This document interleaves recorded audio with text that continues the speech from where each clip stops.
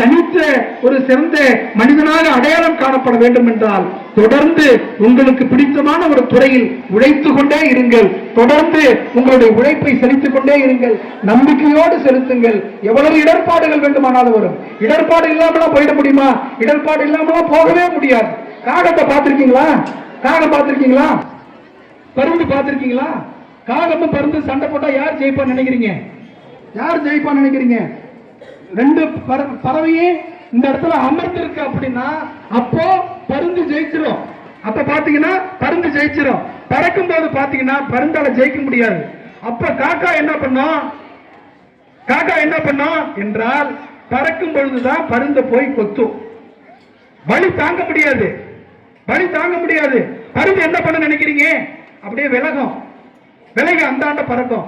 விலகி போகும்போது காக்காவுக்கு இன்னும் அகங்காரம் கூடிடும். மறுபடியும் கிட்ட போவோம். மறுபடியும் கொத்தும். கொத்துன இடத்துல கொத்தும். அது ரொம்ப முக்கியம். இதே இடத்த தொடர்ந்து அழகால கொத்திக்கிட்டே இருந்தா என்ன பண்ணும்? ரத்தம் வரும். ரத்தம் வரும். தொடர்ந்து கொத்திக்கிட்டே இருந்தோம்னா ரத்தம் வரும். அப்பவும் பருந்து என்ன பண்ணும்? விலகிதான் போகும். ஏன்னா பறக்கும் பொழுது பருந்தால கொத்த முடியாது. அதனுடைய இயற்கை அமைப்பு அப்படி. ஆகவே விலகி விலகி செல்ல செல்ல காகம் போய் திரும்ப திரும்ப கொத்திக்கிட்டே இருக்கும்.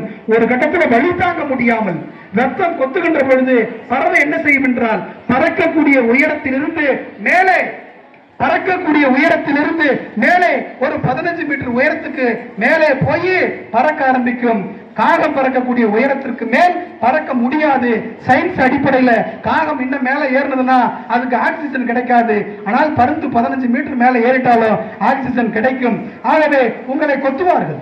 இடையூறு வரும். வறுமை என்பது உங்களை கொத்தலாம். ஏழ்மை என்பது உங்களை கொத்தலாம். தத்தின் அடிப்படையில் யாரேனும் உங்களை கொத்தலாம்.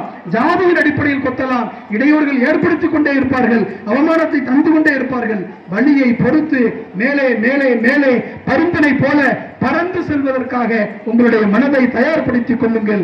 இந்த ஆண்டு விழாவிலே இந்த ஆண்டிலே அதற்கான நிலையை உங்களுடைய மனநிலை போடுங்கள் என்று சொல்லி பேச்சை கேட்ட உங்களுக்கெல்லாம் நன்றி சொல்லி வாய்ப்பு ஏற்படுத்தி கொடுத்த ஆனந்த டீச்சர், சுமையா பேகம், அருள்மணி, நம்மளுடைய தலைமை ஆசிரியர் நன்றி சொல்லி விடைபெறுகிறேன்.